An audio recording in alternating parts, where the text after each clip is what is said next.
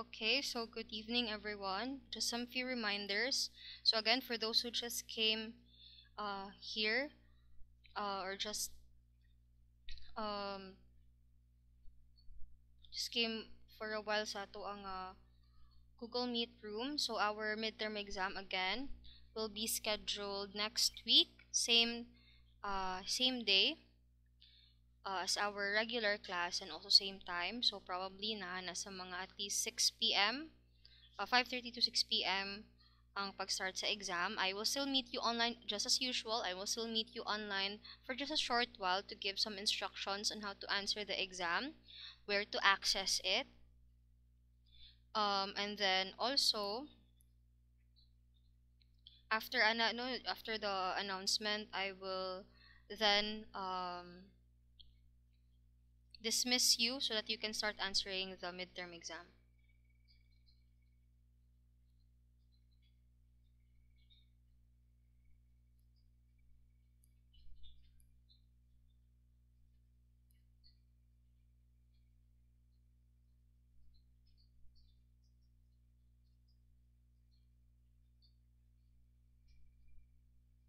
Okay. So in a while, so we will have a shortened time for this evening since I have a important matter to attend to right after. So I have a review for my human resource certification. So we will end at around 7 to 7:30 instead of 8 p.m. And then the remaining time, I will just upload an activity for you to answer. It's just one activity, and then most probably the deadline will be until tomorrow. Okay? So at least makadungag-dungag man sa inyo ang midterm scores.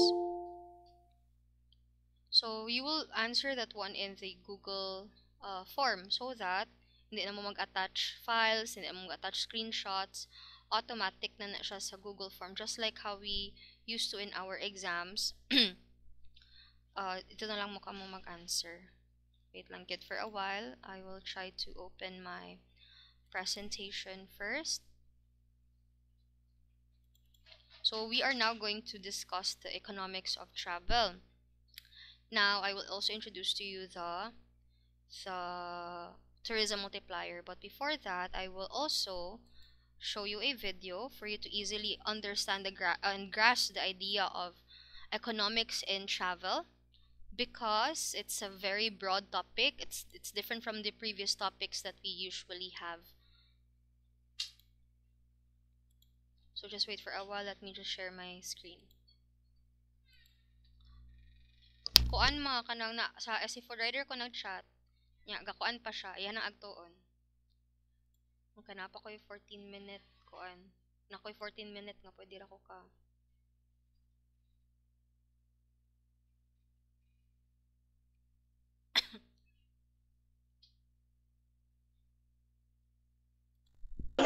Thank you again, miss.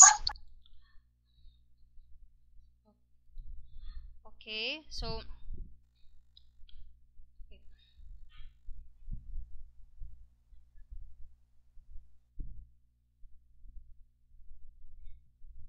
wait lang kay actually my device is encountering a problem. So unfortunately sa timingan sa inyo nga section nga putol-putol ang video due to the internet connection. But don't worry, I will send the link of the video that you just have seen kanina in our Google Classroom.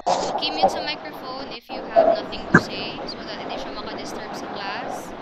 Miss Sayon.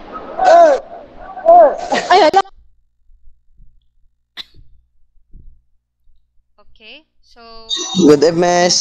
evening. Okay, so let us continue with our discussion. So the 14-minute video that you have seen just a while ago talks about the importance of tourism in our economics, in our economy, sorry, in our economy, as well as its impact. No, and then they also mentioned the tourism multiplier. So basically, um, one of the driving force of our economic growth is the tourism industry. So during the pandemic, we were greatly affected because um, people had to stay at home. We were actually prohibited to travel and go outside and experience and avail different tourism products and services. Now, since there were no tourists to actually avail those different tourism and hospitality products and services, like in the form of accommodations, attractions, even transportation, food and beverage. So kung wala tayong mga tourists nga um, mag-spend silang money to avail those services, wala po'y income ang mga different tourism and hospitality infrastructures. Because the lifeblood of the tourism and hospitality industry kay ang ato ang mga tourists. Basically, our key players, when we talk about key players class, these are the essential people. You have the local government unit, you have the private sector, kay syempre ang gatag iya man sa mga different um, resorts, hotels, kana man ang mga private sector.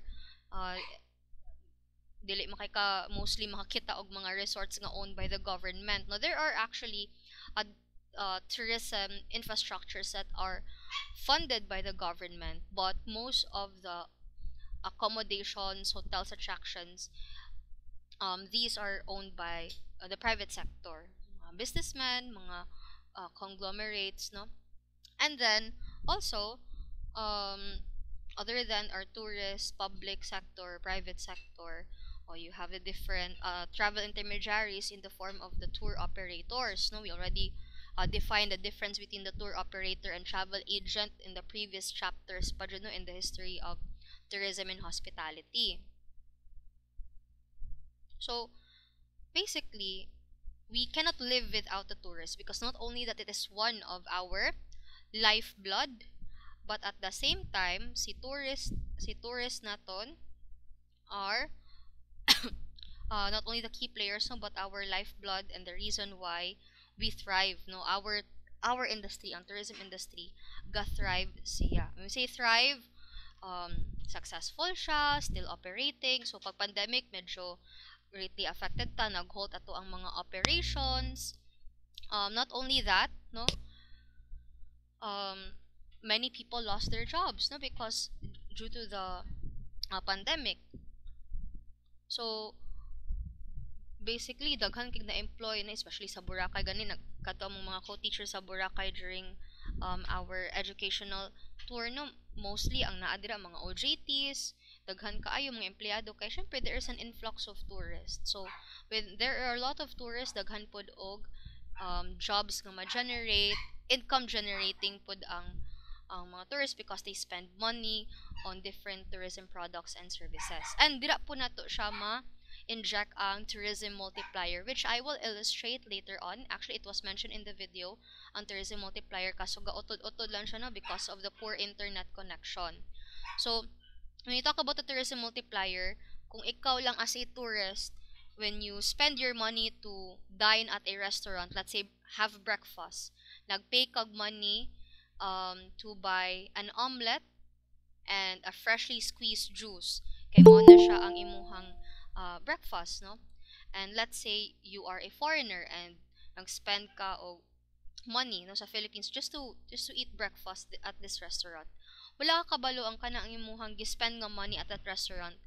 Daghan kaayo or damo ang maka-benefit ana because let's say nag-generate nag-income ang restaurant and then they are able na to pay their salary or wages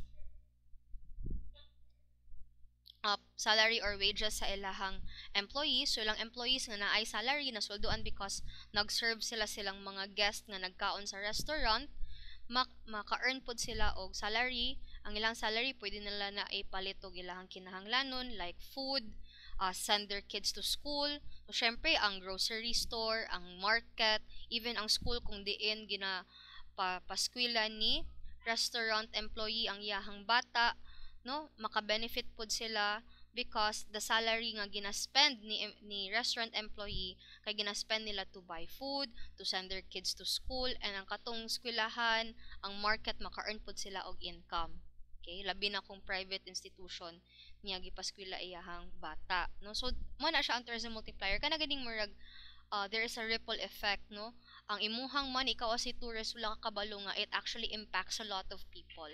So I know it might be still confusing on your part So I will illustrate the tourism multiplier later on para makita pa dyan ninyo ang distribution of tourist expenditures. When we talk about tourist expenditures, the money spent by tourists in availing different tourism products and services. So let me just share my screen first para makastart with our discussion.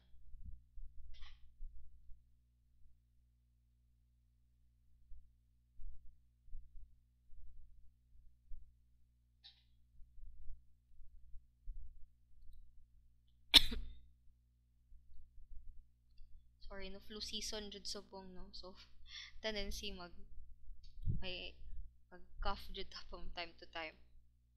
Okay, actually my computation puts here is a multiplier, but I will not introduce that yet to you. You have to understand first the context. We talk about the context, the explanation behind the tourism multiplier before we will have the computation, because there is actually a formula for the tourism multiplier. Just like in general economics, na apo na sila yung separate formula when it comes to supply and demand. But sa ato, since we are more into tourism, and basically the kind of products that we provide in the tourism industry are intangible. When we talk about intangible, it cannot be seen. It can be seen. It cannot be touched, rather. Sorry, it cannot be touched. It's intangible. You can see it, you can feel it, like the scenery or um the picturesque nga beach resort, no. Pero di mo na siya pwede madala, unlike sa mga tangible products, no. Like in manufacturing, no, nga we're in, you can go to the grocery store and actually touch the product and bring it back home. Unlike sa ato ang industry, hindi nimo na siya ma-touch ka. Syempre, because you cannot actually, although you can touch the beach, no, or ang dagat, no, but you cannot actually bring it home. And you have to actually take the consumer or the guest, no, or the tourist to the actual destination for them to consume the tourism product and service.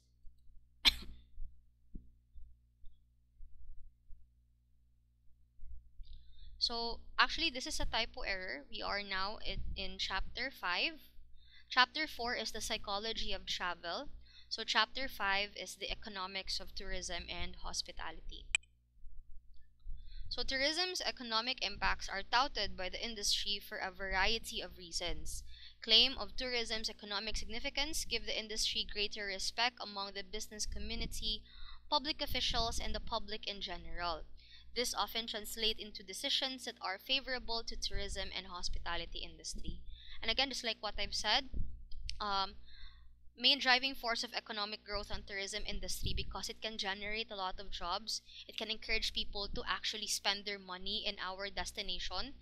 And not only that, it can provide several opportunities for local communities, local businesses. So I will explain that one in the tourism multiplier para at least ma-appreciate ninyo ang importance of tourism and how it's a driving force for economic growth. And syempre, during the pandemic, no, ang nagsalo man ana nga para dili man unstable ang atong economy is ang BPO companies or the call centers, no. Syempre, they can still do telecommunication, they can still work from home, unlike sa tourism industry nga dapat may face-to-face or person-to-person contact jud. So, community support is important for tourism and hospitality, as it is an activity that affects the entire community. Tourism and hospitality businesses depend extensively on each other, as well as on other businesses, government, and residents of the local community. Economic benefits and costs of tourism and hospitality reach virtually everyone in the region one way or another.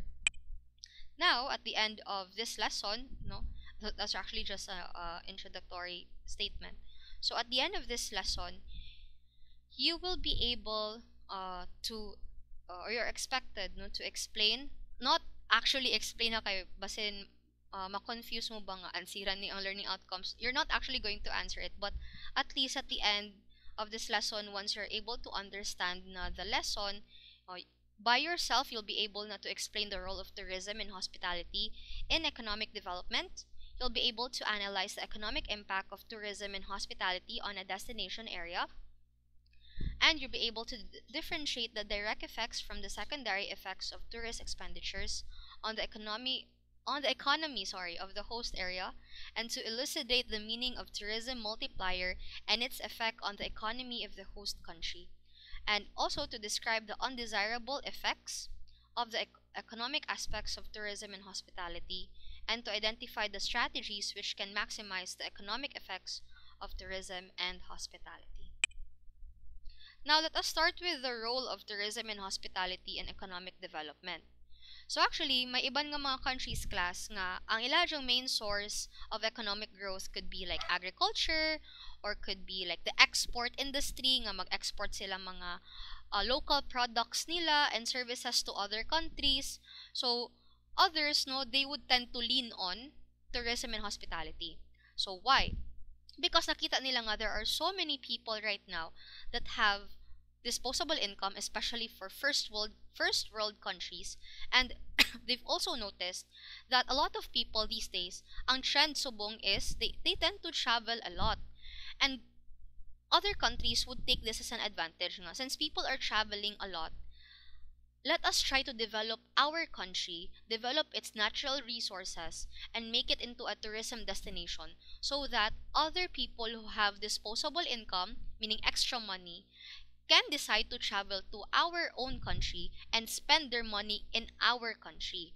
And that is an advantage because if there are a lot of foreign tourists traveling to our country and damo sila, no, damo ang ato ang there is an influx of tourists. Talk about influx of tourists, damo tag tourist arrivals. If there are a lot of tourist arrivals, tendency they would really spend a lot. No, they would spend on hotels, they would spend on restaurants, they would spend on resorts, shopping centers, local businesses. So once they will spend their money, let's say they will have a holiday for 11 days, magkataas na siya ang ilahang spending, maka-benefit pud ang community, and that could really encourage economic growth.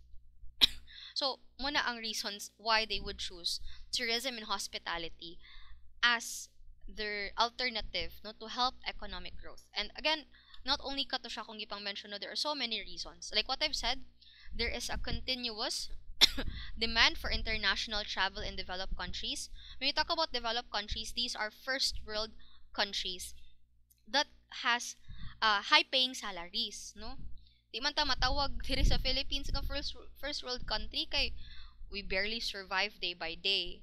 That is why gani, no, kung dili pa lang ta third world country, dili na tani mag-migrate ang ato ang mga OFWs and work abroad just to find greener pasture and just to earn a higher income compared here in the Philippines. Ba? So second, as income in developed countries Money. increases, It's what makes the world go round. It's what puts food on the table.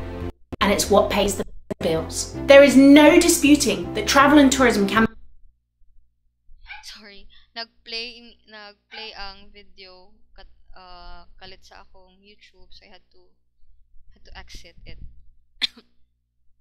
Overlap sa discussion. Anyway, let us go back. So, as income in developed countries increases, or you have developed countries such as like US, no, USA. You have Germany. Actually, if na ano na no, if you can remember our previous discussion on the history of tourism or the history of travel, di ba, one of the highest paying countries in Europe is Germany. That is why here in the Philippines, gina-encourage na to ang USA, ang Germany, Japan, China, these following countries nga mag-travel jud ang ilahang mga residents or locals nila sa ato ang country because they spend so much on travel, no, on tourism. So since no income in developed countries increases, the demand for tourism and hospitality also increases because they have disposable income. When we talk about disposable income class, this means that for example, if I'm earning, let's say, 150,000 a month, sana all, the 150,000 a month, I've spent most of my money there on my bills. Now, once I have already paid my bills, the extra money there is already called a disposable income because you can do whatever you want with that money.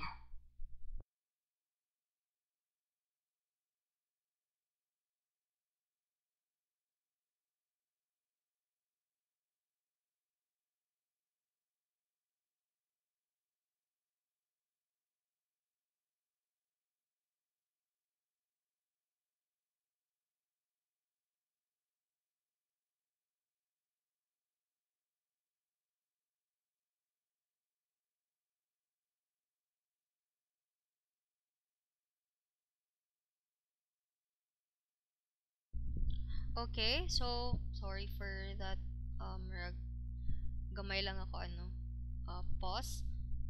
So let us continue. So again, disposable income, extra money na mo, and you can do whatever you want with it, and people would spend it on money. Money on tourism. Sorry, tourism is mostly a luxury. It's a want. No, it's not a need because usually people do not have the luxury to spend it on travel, knowing how expensive it is. Tourism products and services are high involvement products. That means it entails a lot of preparation and budget for for you to actually um to actually travel. No, that's why it's a luxury. No, that's why people kunara sila extra income, disposable income mo pa ng time nga maka travel sila.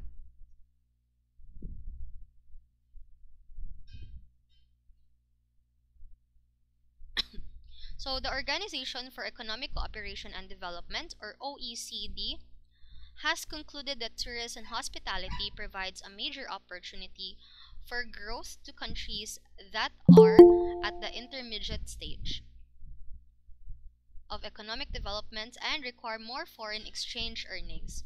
Tourism and hospitality is an invisible export which differs from international trade in many ways. Now, let me explain. No, para at least it would be easier for you to grasp. This is another impact of tourism in our economy. Okay? It eliminates freight cost. Oh, hatagtag simpler example ha. Take for example, in our country, the Philippines, our local products nga gina-export na to are bananas, mangoes, rattan products or mga rattan bags, rattan furniture, pandan bags, no? Which is very popular in Calatrava, no? Mga pandan bags, rattan furniture, bananas, mango, no? From Guimaras, from Cebu. So, i-export na because other countries do not have that kind of commodity wala na ang uban nga mga countries. Okay?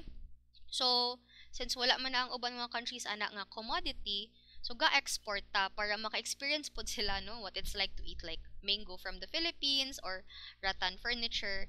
And usually when we export, meron po nagsa Shopee ba no? Na po na siya yung mga shipping cost, na po na siya yung freight cost. Freight cost is the cost used to export big amounts of goods, no? So instead nga dako tag income from exporting our goods, mag-spend patag mahal just for like shipping or freight cost. So medyo expensive na. And wala pa na siya assurance nga the fruits that we export to other countries, fresh pa na siya pag arrive kay syempre it would take several months pa. So mo na siya no. And mas expensive pa no ng iyang price pag abot na sa abroad. Now, with travel and tourism, you don't have to bring your local products to other countries and spend a huge amount on shipping fee or freight cost, no? Instead, you're going to bring the consumer to our own country itself. Like, diba, instead nga mag-export pa ta og mangoes from Guimaras and Cebu nga dadun abi to Canada, ang mga Canadians na lang ang muagto sa Philippines and actually buy and experience our own local products and services. So, makakaon pa sila og mango sa Philippines at the same time at a local price, no? On how it is actually priced sa Philippines. Okay? So, no? It eliminates freight cost, it would really be easier for our part, no, kay we won't be spending that much on shipping.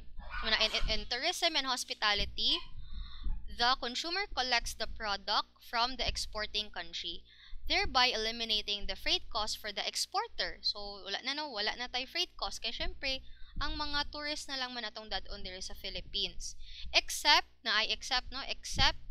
in cases in which the airline use are those of the tourist receiving country.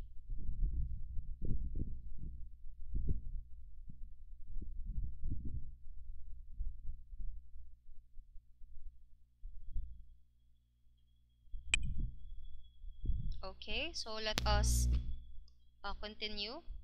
So second,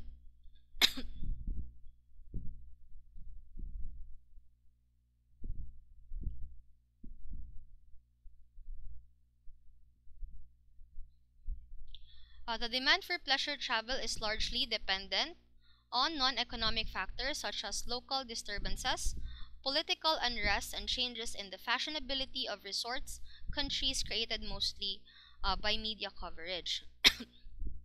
So at the same time, international tourism and hospitality is both price elastic and income elastic. This means that changes in price and income will also change the demand for pleasure travel. Okay, let me explain. Now, since our industry is very seasonal, that means we have our peak season, we have our lean season. When we talk about peak season class, these are the times, like for example, in Cebu, you have the Sinulog. Or kung sa Boracay pa na, like kanang sa summer, no, or mga holidays wherein daghan kay tourists, there is a large influx of tourists, huge arrival of tourists. So, basically, that is a peak season. Kay damo ka turista, no, and usually expensive na kayo na ang mga different tourism services. You also have the lean season in our industry. When we talk about the lean season class, medyo dili kaayo siya ing anak kakuan. It's for a while kay medyo banha ang ido.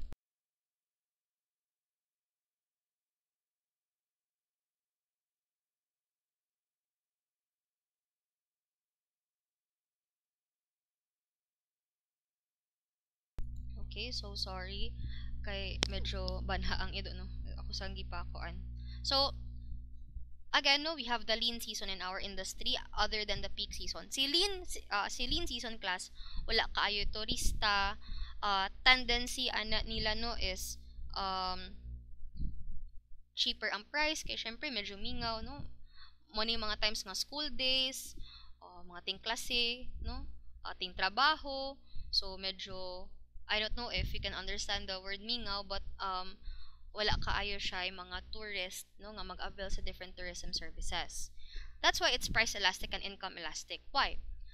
You have the law of, in supply and demand, diba? If the demand is high, meaning the demand for accommodation, kay damo man mga tourist, and usually low kay ng supply because we cannot actually replenish our supplies sa hotel rooms. Kung pila lang na siya ang hotel rooms dira nga hotel, amo lang jud na siya. Wait lang ha.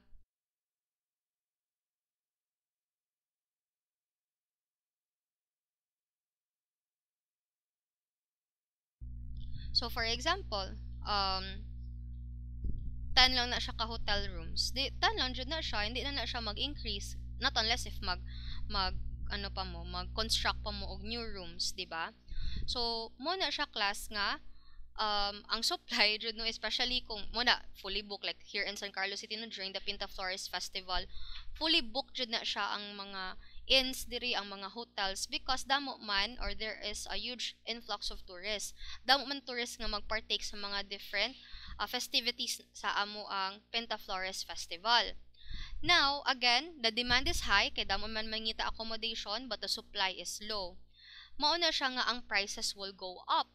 Syempre, mag-take advantage po ng accommodation sector, no?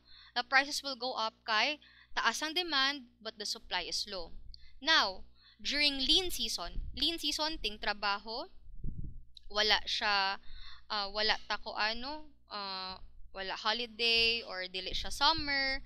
So ting trabaho, ting klase. So usually very few lang ang mag-travel ana, no, medyo mingaw. So mga seasons nga dili jud siya dili jud damo ang mag-travel, no, there is a low influx of tourists.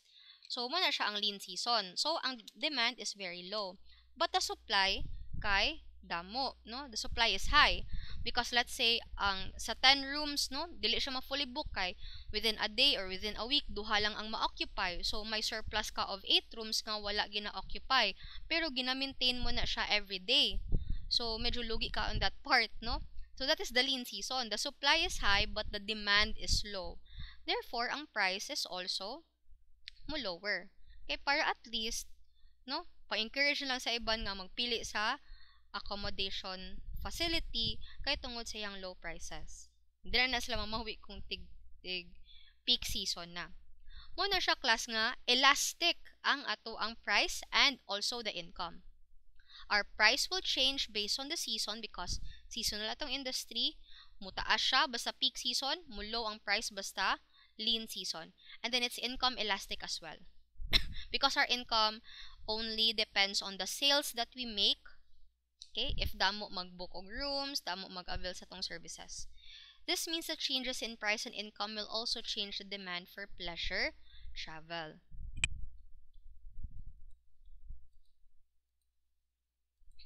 Okay, wait lang. Mag-next ang slide. Okay. Okay. So, by using specific fiscal measures, the exporting or tourist receiving country can manipulate exchange rates so that those for tourists are higher or lower. Normally, the latter is implemented in order to attract large numbers of tourists than those in other foreign trade markets. Also, tourists are allowed to buy in domestic markets at the same prices as the local residents. The exceptions are the duty-free tourist shops operated in any Caribbean islands and elsewhere. So, what is nice also about the tourism industry is that, di ba, instead nga mag-export pa ta, magbayad pa ta freight cost or shipping cost, which can be like an additional na expenses on our part if mag-export pa ta. So we can just bring the tourists in our country and so di anta magbayad sa freight cost, so they can actually enjoy our local products. Not only that, once they enjoy our local products, kung unsa na siya ang price nga atong ginahatag sa mga residents nga mobay sa ato ang products in our own country, same po na nga price ang ihatag sa mga foreign tourists. Pero porya na lang if scammer, no, kay usually this is not the case for some, diba, others gani, no, basta especially, no, unfortunately sa mga uban nga Pinoy nato nga mga kababayan, they would really take advantage of foreigners, no, even mga local tourists, if makita nila nga if this is not from, let's say this is not from our place, this is like local tourist or kani siya ay foreign tourist, they would really take advantage and double the price. No, instead nga tag 20 pesos lang ang fare, himuon niya 50, 100, 200. So, di na po na siya sakto, no? Di na siya mo justify kay syempre, tourists are allowed to buy in domestic markets the same price as the local residents. So, kung 50 lang na siya ang price gid ana nga product, or 100 lang na siya ang fare ana sa mga local residents, mo po na siya ang same price nga inyo hapong i-offer sa mga local or foreign tourists. Okay, so kung ikaw turista ka, advantage on your part kaya there is no special price for you. So when you go to, let's say, Bangkok, no, sa Thailand ka, actually it's cheaper na gani, di ba? With your $1, damo na ka mabakal. And then not only that, you have a lot of products na nga mabay, it comes at a lower cost, no, same cost as the locals. So again, except na lang ang mga duty-free tourist shops sa mga Caribbean islands. So may special rate na sila for tourists and locals. Ay, sorry. Okay. Tourism and hospitality is also a multifaceted industry that directly affects several sectors in the economy, such as hotels, shops, restaurants, local transport firms, entertainment and establishments, handicraft producers, and indirectly affects many others, such as equipment manufacturers and utilities. So if we say multifaceted industry, so 'di ba, I know some of you might heard of the term conglomerate, 'di ba? This is quite common for K-dramas, 'di ba, no, mga Korean dramas, kay kalabanan sa mga protagonist kay kanang mga dato kayo nga naa sa conglomerate, 'di ba? So kanang mga conglomerate class ato po nang ginatawag si tourism industry as a conglomeration. Tungod kay dato jud kay kuan ha. Ang conglomeration actually is defined as a single a single business pero ga-comprise siya og several sectors. Like take for example, if I am part of a conglomeration, I own several chains of restaurants, salons, resorts, hotels, shopping centers. Okay? Example na ha. So that's a conglomeration because shopping centers, spas, hotels, resorts, restaurants, these are different kinds of tourism service providers. Lain-lain na ilang gina-provide nga services and products, pero they are still comprising of one industry. At the same time, they fall under one management. Ingana po na siya ang tourism industry. Si tourism industry ga-comprise siya og accommodation, attraction, amenities, activities, and even transportation, no, accessibility. So it's a multifaceted industry and basically a conglomeration of different sectors. Okay? So din makita nyo, no? Hotels, shops, restaurants, local transport firms, entertainment establishments, handicraft producers, and many more. These are different kinds of sectors, but they comprise of the tourism industry. That's what makes them a multifaceted industry. Pila magay mga equipment manufacturers, utilities, even agriculture, even the academe, because we can't basically function as the tourism industry without these several sectors. So the tourism and hospitality brings many more non-monetary benefits and costs, such as other export industries like social, cultural, and environmental benefits cost. Now let's proceed to its economic impact. So when travelers outside the destination area spend on goods and services within the destination, tourism and hospitality acts as an export industry. Like what I've said, no?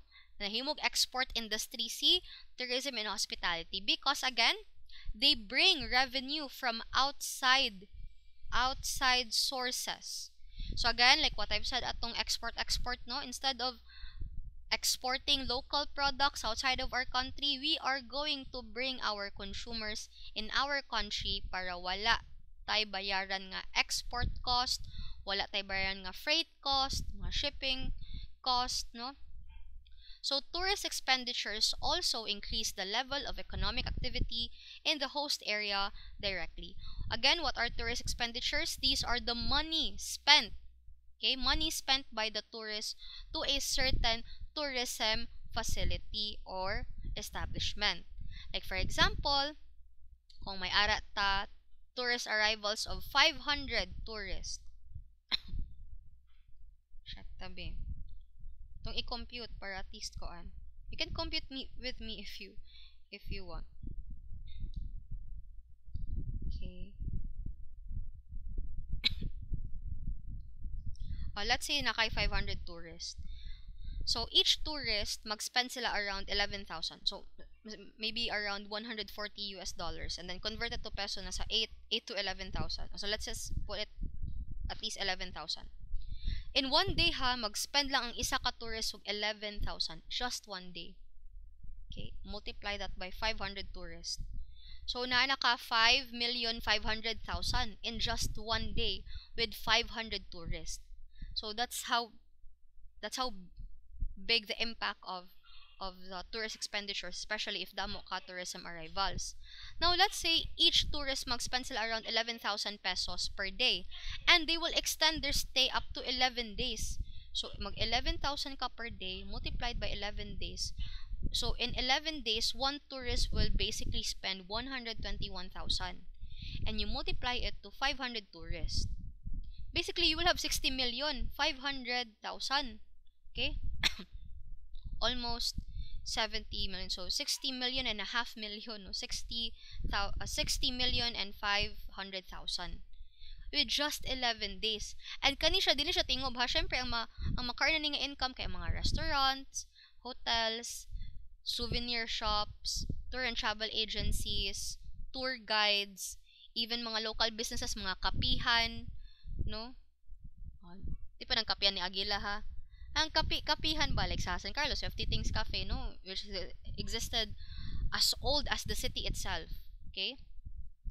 Ano siya pa? Mga shopping centers, kanang mga locals, no? Syempre, like, para sa Sipaway, no? Di man jud exactly established sila as a community-based tourism destination, but, like, for example, magbaligya sila o kanang mga salbaro, kay mo man na ilahang specialty dito sa Sipaway Island. So, kanang mga people nga nagluto og salbaro, di sila dre maka-benefit, no? Kay mag-money ang mga turista sa ilahapod nga mga local products. So, yan na. So, many countries have utilized tourism and hospitality as a means to increase foreign exchange earnings to produce investment necessary to finance economic growth. The tourism and hospitality industry's economic impact on a destination can be immense, since it provides a source of income, employment, and foreign exchange. So, let us first talk about the direct and secondary effects. So, in order to measure economic impact of tourism and hospitality on a destination area, it is important to know the direct and secondary effects of a visitor expenditure on the economy of the area. So, tourist expenditures received as income by businesses such as hotels, restaurants, car rentals, tour operators, and retail shops serving tourists have a direct effect on the economy of the host area. So, direct effect nga naman. For example, turista ko, no? And then, magdala ko og, syempre, magdala ko og budget money para mag-travel. Kung magto ko sa ka-destination class, mag-spend kog money on transportation to get to my destination, mag-spend kog money on hotels, mag-spend kog money on restaurants to eat. Kana kong money directly maka-apekto aning mga different establishments because they receive my money firsthand and they interact with me directly. Those are direct effects. Meaning, not only that the service providers in hotels, restaurants, car rentals, sila jud mismo akong ginabayaran, but sila pod mismo maka-interact nako directly. Okay? So, there is a direct effect. So, again, the term direct means that the income is received directly. Okay? Ang indirect or secondary effects, it means that the money paid by the tourists to businesses are in turn used to pay for supplies, wages of workers, and other items used in producing the products or direct services bought by the tourist. I'll give an example of a secondary effect. So, kung si direct effect, ikaw mismo directly ang maka-earn og income from the services that you provide to the tourist, and you can directly interact with the tourist. So, these are in the forms of travel agencies, car rental companies, transportation industry, food and beverage like restaurants, hotels. Okay?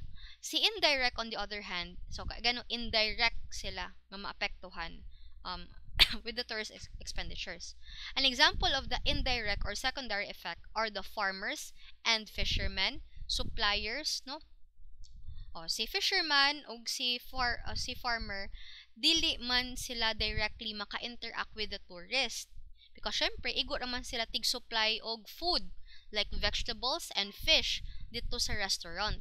So, si farmer, mag-supply siya og okay, para maintindihan pa rin ninyo, no? Si tourist, abi, mag-spend siya money to dine at a certain restaurant. So, mag-dine siya ni nga restaurant, tumukmukaon siya, kaon labi siya og fish, no? With vegetables, no? Fish with vegetables. So, magbayad siya og money sa restaurant for the services that they provide. Si restaurant, mag-earn siya income from the money given by or paid by the tourist para sa food nga gina-provide sa restaurant. So nag-earn og income sa restaurant no. Then sa restaurant since naman siya income na siya kwarta gikan sa bayad sa ilahang customer, iyahan ang gamiton nga kwarta pampasweldo siyang empleyado. At the same time, they will also use that money to buy supplies for their kitchen such as fish from the fisherman and vegetables from the farmer. So si farmer in return maka-earn pud siya og income from the money paid by the restaurant for supplying fish and vegetables sa restaurant para gamiton as ingredients sa pagkaon. Okay? So si farmer o si fisherman are considered as indirect or secondary because again, dili man directly sila gadawat sa bayad ni tourist. Muagi pa man siya sa restaurant. At the same time, dili po direct yung interaction with the tourist. So, igo ra siya mo provide og supplies like food sa restaurant nga maopoy muluto sa katuyahang mga raw ingredients para ipakaon sa tourist. So, indirect ang iyahang ma-receive because the money that he is receiving from the tourist will have to undergo pa several people like the hotel, okay, or the restaurant before siya maka-receive sa income niya.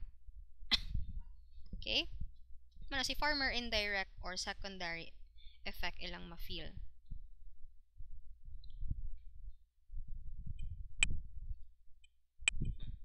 So let's now proceed to the term multiplier. I've been mentioning about the multiplier and how you can actually appreciate the impact of tourism in our economy if you also understand the tourism multiplier effect.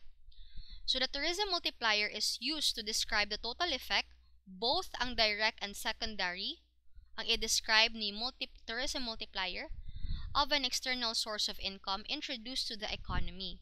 The tourism multiplier or multiplier effect is used to estimate the direct and secondary effects of the tourist expenditures on the economy of the country. The multiplier effect is illustrated in figure 2. And this is figure 2. Okay, let me first, this is the tourism multiplier, no? You can pinch the screen so that pwede nyo ma-zoom in if hindi man siya maklaro on your mobile phone. So, you have the travelers, no? Sila dyan na ang direct source of our income. So, the color schemes here, kaning nasa green part and blue, these are the ones who will directly become affected, no, by the money that is given by the travelers. So, si traveler man, na siya budget na siya kwarta. Siyempre, di man ka mag-travel kung wala ka kwarta. They spend their money on transportation. Kaya syempre, di mo kakaagto sa, or kaabot sa imuhang destination if you will not ride any vehicle, no, or air transport, no?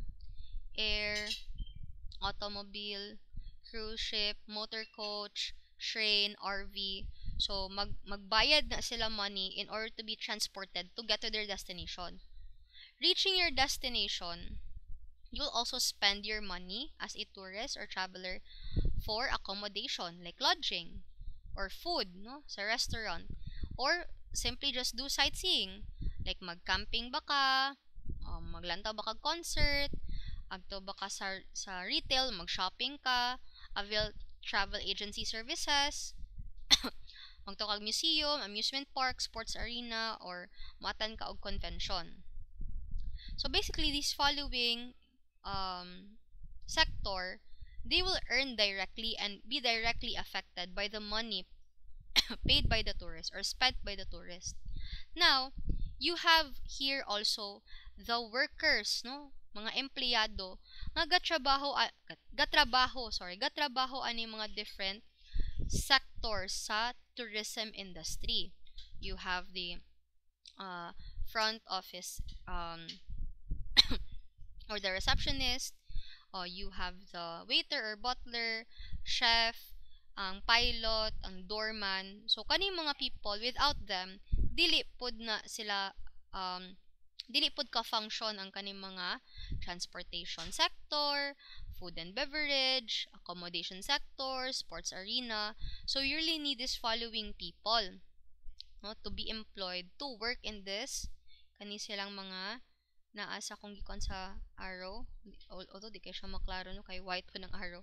So kani nga sector. Okay? So once they already serve or provide service sa hotel, sa restaurant, sa aircraft, no, or sa cruise ship, they will be paid wages. So ngano nag-agi sa tunga? Kay syempre si traveler mag-spend man siya aning mga sector and dili man directly sa empleyado. Di man naingon nga mukhaon kag restaurant directly ka mobayad sa waiter nya mo na iyang sweldo for that day. No. Mobayad ka sa establishment. And si establishment kani sila hotel, restaurant, airlines. Si establishment nga gibayaran ni traveler for their services, they will earn money and they will pay, no? They will pay the salary, wages, no? So they will have to pay wages or salary to their employees. Kaning mga empleyado in return, they will use that money to buy food, no, sa bakery baron or sa farm, to send their kids to school or maybe to invest their money in the bank. Now kaning naa sa purple colored nga industry, these are not directly affiliated or connected with the tourist. Kaya wala man sila nag-interact with the tourist directly. Pero they still get to benefit from the money spent by the tourist because without the tourist, walay i-hire nga mga empleyado nga mo trabaho sa hotel, sa restaurant, sa museum, or mo trabaho sa airlines. And if walay mo trabaho, di po mag-exist kaning mga sector, kaning mga different tourism establishments. So, yung no? And then, since naa may kwarta, naa may salary ang kaning mga empleyado nga employed sa tourism industry, they get to spend their money sa bank, farm, school, and bakery. And ang kaning bakery, maka-earn po siya income tungod sa sweldo sa mga tourism employees. Ang school, especially private school, they will also earn an income by the tuition fee paid by the employees of the tourism industry because of the salary paid to them by the hotel. And ang hotel nag-earn og income from the travelers. So, see, mara siya na domino effect. No, naa siya multiplier effect. Not only that, class, you have outside goods and services and local goods and services. These are supplies. So, syempre, like the farmer, the example of the farmer and the fisherman, no, nga ga-supply sila og food, ingredients sa restaurant. Although they do not directly interact with the tourist and directly receive the money from the tourist, they still get to benefit from the money of the tourist class because ginabayaran sila sa restaurant to deliver food like fruits, vegetables, and fish or poultry products, dairy products. Which is, ang kanang gibayad sa ilaha, na-earn na ni restaurant from the travelers nga nag-dine or ningkaon sa ilaha nga restaurant. Okay? Do you get my point? If you understood the concept of the tourism multiplier, you can click thumbs up, no, or raise hand button. If ever naka-intindi ka mo, no, ka-understand ka mo sa concept. Okay, thank you. Thank you for confirming. Okay. So sa iban nga medyo may struggle pa to grasp the tourism multiplier effect, don't worry. The session is recorded. Pwede man nyo balikan, no, para at least maano ninyo ang explanation niya. Actually, ang explanation pa jud ato, no, inaapod sa video. Sulit ko lang, no, ang explanation sa tourism multiplier effect.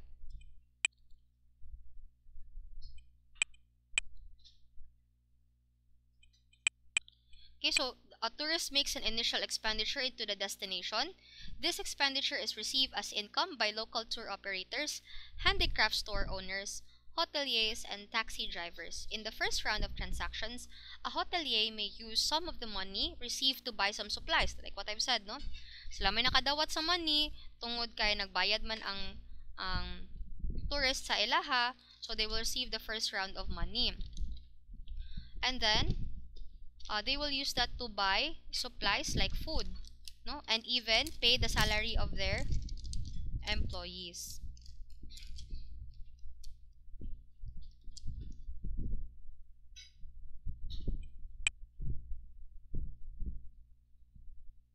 So the income in the second round may be spent or saved, like mga empleyado, no? While the employee who has received the payment for the services rendered may spend some of it on rent and some of it on food, and may put some of it into savings. The money spent on supplies in the third round of spending goes for such things such as seed, fertilizers, and imported raw materials. Kaya diba, nag-spend man si employee sa restaurant, si empleyado sa restaurant, nag-spend siya og money on food from the salary ngayang nadawat sa hotel, which is ang hotel o ang restaurant nakapasweldo sila tungod pod kay naa sila yung mga customer nga nagbayad for their products and services. So since na may ikapalit og pagkaon si hotel employee, kanang kwarta ngayang gispend on food, like sa farm abi siya ning palit directly, no? So si farmer maka-earn pog income kay namay ning palit sa iyaha og mga gulay o mga dairy products. So since maka-earn man siya income, magamit na niya ang kwarta, si farmer magamit na niya ang kwarta nga na-receive from the payment by the hotel employee to buy seeds, fertilizers, no, para ma-improve pa siya ang iyahang farm. Diba? So naa pa siya po yung ripple effect. O ikaw gagasto ka og kwarta every time nga mo travel ka, wala ka kabalo, you're actually helping a lot of people. You're helping the economy. You're not being selfish by traveling, because you're helping the economy every time that you spend. Okay. So the process continues until the additional income generated by a new round of spending essentially becomes zero. Leakage is the value of goods and services that must be imported to service the needs of the tourism and hospitality. To estimate the total economic impact on an area, imports must be subtracted from the income generated by visitors. Now, this is the example of the formula. No, this is the formula for the tourism multiplier. But don't worry, this will not come out of the exam. You will not have the computations yet. You will save it later on in the finals.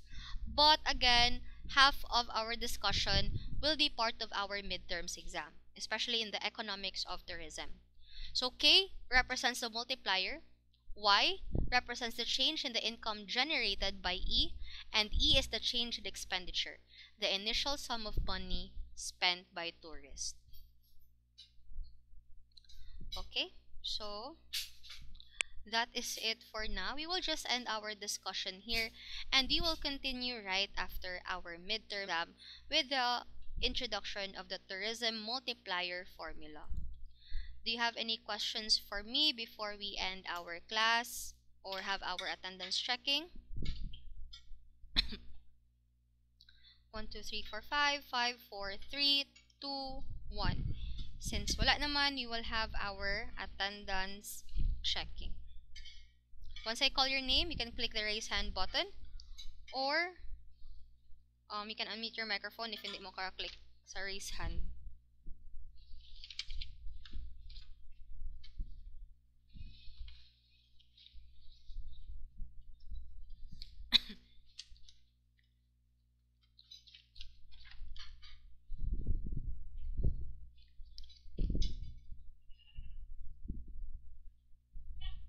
Almonia